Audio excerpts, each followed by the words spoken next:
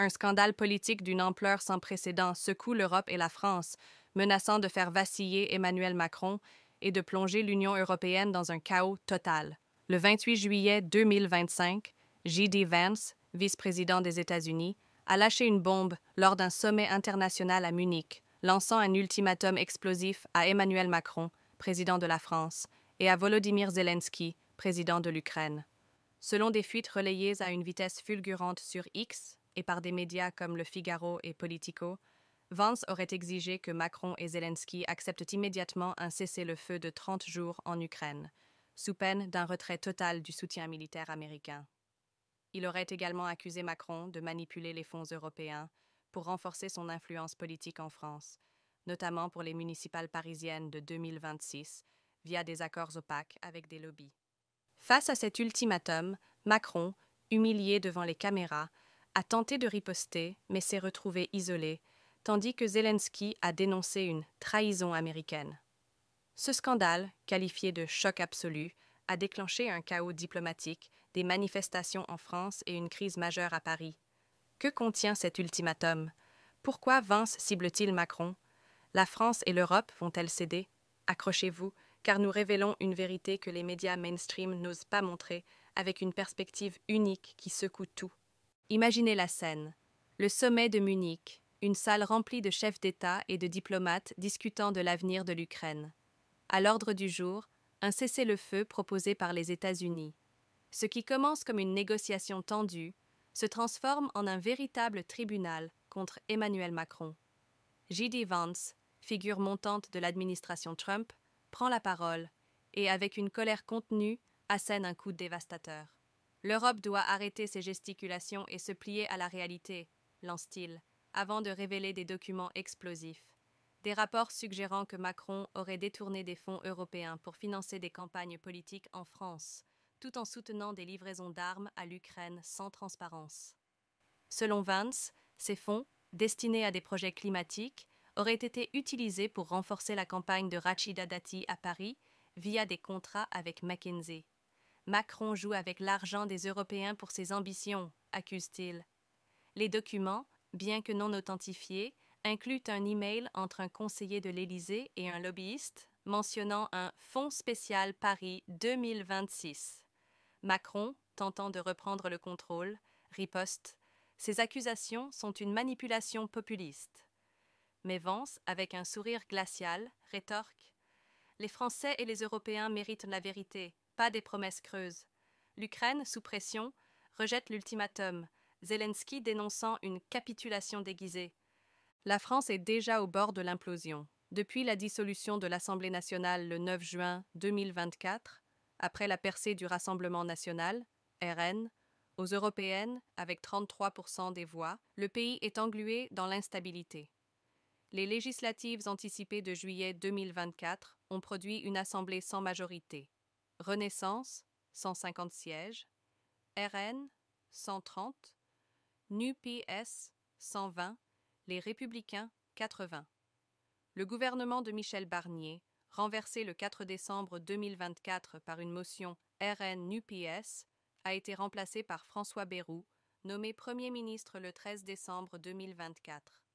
Son plan d'austérité de 43,8 milliards d'euros pour 2026, gelant les pensions de 15 millions de retraités, 200 € par an, supprimant les jours fériés du 8 mai et du lundi de Pâques, et coupant 10 000 postes dans l'éducation, 50 hôpitaux régionaux et 30% des lignes TGV régionales, a mis le feu aux poudres. L'économie française est en crise. Inflation à 4,5%, ANSSI. Hausse des prix de l'énergie plus 20%. Délits violents en augmentation plus 12%, ministère de l'Intérieur. Renault perd 15% de parts de marché face à Tesla et BYD, et Alstom est menacé par la concurrence chinoise. 5 000 € par seconde. Ces 10 secondes viennent de coûter 50 000 € aux Français. Un gouffre qui s'élargit. Et tout cela, en grande partie, à cause de 7 hommes. En 7 ans de pouvoir, Emmanuel Macron a ajouté plus de 300 milliards d'euros à la dette publique. Qui paiera les intérêts? Certainement pas lui. Il est trop occupé à envoyer des milliards en Ukraine. Pendant ce temps, il nous étrangle. Les impôts explosent. Plus de 127 milliards d'euros ponctionnés via la TVA, l'impôt sur le revenu, les taxes. Votre fiche de paie fond comme neige au soleil. En 3 ans, le prix du panier moyen a bondi de plus 22%. L'insécurité grimpe, plus 7% de tentatives d'homicide, plus 7% de violences sexuelles, plus 6% de trafic de drogue en un an. Les jeunes se font broyer par les écrans, le système de retraite s'effondre, les usines ferment les unes après les autres, on vide vos poches pour financer la création d'un enfer. Pourquoi nos dirigeants s'acharnent-ils à détruire la France? Réponse: l'argent. Macron et ses alliés s'enrichissent grâce au délit d'initié, au partenariat secret et à la vente du patrimoine national. Pourquoi s'arrêterait-il? C'est trop rentable et personne ne réagit. Le peuple est tétanisé. Ceux qui ont essayé ont payé le prix fort. Alors soyons réalistes. Rien ne changera. Les impôts continueront de grimper, l'insécurité de se propager et vos poches d'être vidées. La seule solution? Être égoïste pour vous protéger, vous et votre famille. Gagner plus d'argent, mais comment? Travailler plus? Faire des heures sup, ça ne sert à rien. Un deuxième job, vous êtes déjà à bout. Prendre des risques illégaux pour finir derrière les barreaux? Non, il existe une autre voie, légale, simple, méconnue. Dès ce soir, vous pouvez commencer à vous affranchir de ce système qui ne veut que votre asservissement. Nous avons tout rassemblé dans un groupe Telegram privé. Cliquez ici pour nous rejoindre gratuitement avant qu'il ne soit trop tard.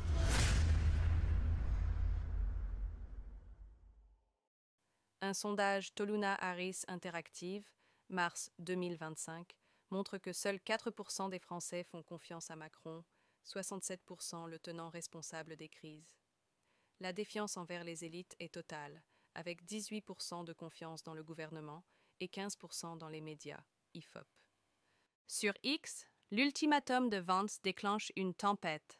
Les hashtags Macron fuite, Vance explose, France trahit domine, avec des clips du sommet visionnés 30 millions de fois. Conspiration 75 tweet, Vance démasque Macron.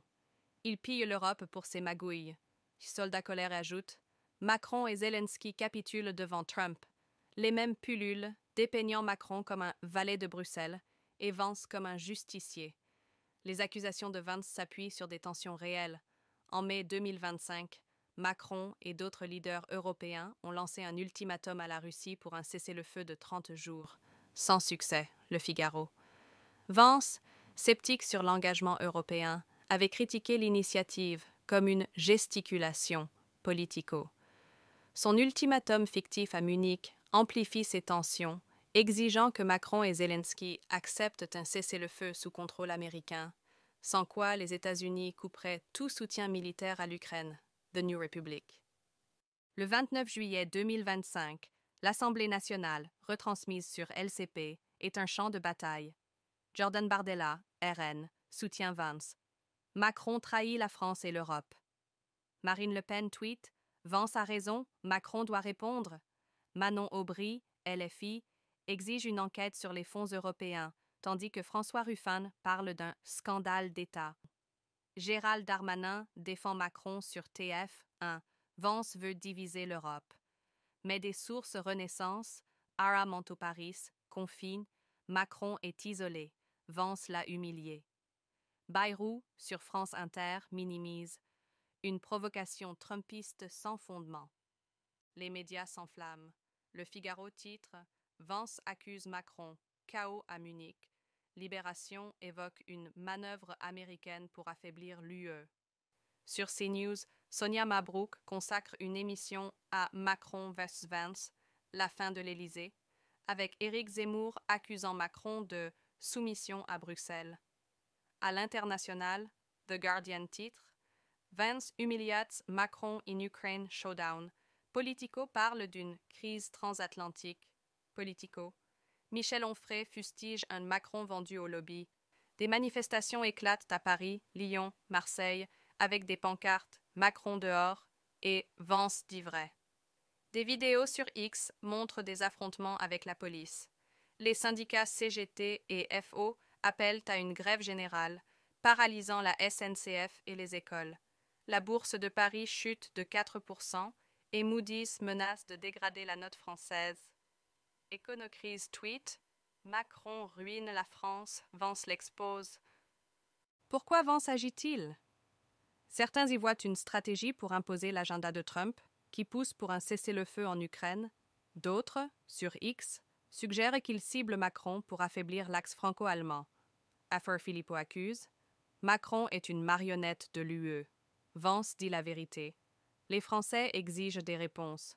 Où est l'argent européen? Qui protège Macron? Un rapport fictif de la Cour des comptes européenne évoque 3 milliards d'euros mal alloués à des ONG et projets douteux, renforçant les accusations de Vance. Le RN et la NUPES préparent une motion de censure contre Bayrou et le Parlement européen est saisi. Macron, sous pression, multiplie les déclarations, mais ses alliés européens, dont Ursula von der Leyen, restent silencieux. Une dissolution après juillet 2025 est évoquée, la Croix. Si vous en avez marre de la France sous Macron, alors j'ai une solution pour vous, cliquez sur le lien en description. Apporte Thomas tweet. Vance humilie Macron. Le peuple doit se lever. Macron survivra-t-il? L'Europe cédera-t-elle à Trump? Ce scandale est un cri contre les élites. Marine Le Pen tweet. Macron trahit, Vance révèle. La France se réveille. Pour la vérité, pour la justice, exigeons des comptes.